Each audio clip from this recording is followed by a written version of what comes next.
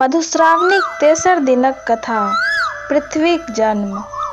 ब्रह्मा, विष्णु आ आनो देवता सब एक दिन सभा कए विचार केलनि जे संसार में पाप ततेक पसरि गेल अछि जे पृथ्वी भागि कऽ पाताल चलि गेल छथि। हुनका कोनो तरहे ऊपर आनक चाही, तखनहि संसार बचि सकैत अछि। सब मिली पाताल गेलाह आ पृथ्वी सँ प्रार्थना कएल ऊपर एबा लेल। पृथ्वी कहलखिन, लोक हमरा ऊपर रहैत अछि आ हमरे ऊपर मलमूत्र त्याग करैत अछि। एहि सँ हमर अपमान होइत अछि जे हमरा सहि नहि अछि। देवता लोकनि कहलनि, अहाँ एकर चिंता नहि करू। जे अहाँक ऊपर मलमूत्र करत आ ओकरा देखि लेत, तकरा स्वयं ओकर पाप हैत। जे अहाँ सँ बिना क्षमा मांगने अहाँके ऊपर पैर रोपत, सेहो पापक भागी हैत। देवता लोकनिक अनुनय विनय पर जखन पृथ्वी ऊपर एलीह तखन डगमगाइत छलीह। तखन विष्णु भगवान काछुक रूप धारण कए अपन पीठ पर राखि लेलनि। एहि तरह पृथ्वीक जन्म भेल। समुद्र मंथन। देवता लोकनि सुमेरु पर्वत पर समुद्र मंथनक विचार विमर्श लेल एकत्र भेलाह। विष्णुक विचार भेल जे ई कार्य देव दानव सब मिल कऽ करथि। हुनके विचार सँ बासुकी नाग बजाओल गेलाह। ओ मंदारचल पर्वत में अपन देह के लपटाए ओकरा उखाड़ि समुद्रक कात लए आनल। ओ समुद्र मंथन सँ प्राप्त अमृत में हिस्सा भेटबाक लोभे मंथनक कष्ट सहबा लेल प्रस्तुत भेलाह। आब प्रश्न उठल जे एतेक भारी मंदार यदि समुद्र में खसाओल जायत तऽ ओ डूबि जायत। तेँ कोनो आधार हेबाक चाही जाहि राखी के मंथन कएल जाय। ई भार देवता ओ दानवक आग्रह पर कूर्मराज कच्छप गछि लेलनि। मंदारचल के मथनी बनाओल गेल आ बासुकी नाग के ओकर रस्सी। समुद्र मंथन आरंभ भेल।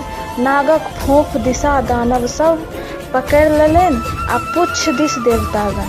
समुद्र मंथन सँ समुद्रक जीव जंतु सब पिसाए लागल आ मंदारक ऊपरका गाछ सब आपसी रगड़ सँ टूटि टूटि खसय लागल। ओहि रगड़ सँ पर्वत पर आगि लागि गेल तऽ ओहि परहक जड़ी बूटी, सोना चांदी, मूंगा मोती आदि जड़ि के भस्म भऽ गेलै। देवता दानव के गर्मी सँ व्याकुल देखि इंद्र वर्षा करय लागल। वर्षा सँ अमृतमय सब भस्म धोखरि धोखरि समुद्र में खसय लागल। एहि सँ समुद्रक नोनगर पानि दूध भए गेल। एहि प्रकारे आरो अधिक काल तक मथला सँ घी भए गेल। एहि प्रकारे आरो अधिक काल तक मथला सँ समुद्र सँ लक्ष्मी, सुरा, मदिरा, उच्चैःस्रवा घोड़ा निकलल जे चंद्रमा लोकनि हथिया लेलनि। तत्पश्चात अमृत लेने धन्वंतरी प्रकट भेलाह। तखन विष निकलल। ओकर धाह सँ देव दानव सब मूर्छित होमय लागल। तखन हाहाकार मचि गेल। अंत में विष्णुक निहोरा सँ महादेव सबटा विष के घोंटि गेलाह। ओहो शीघ्र ही बेहोश भऽ गेलाह।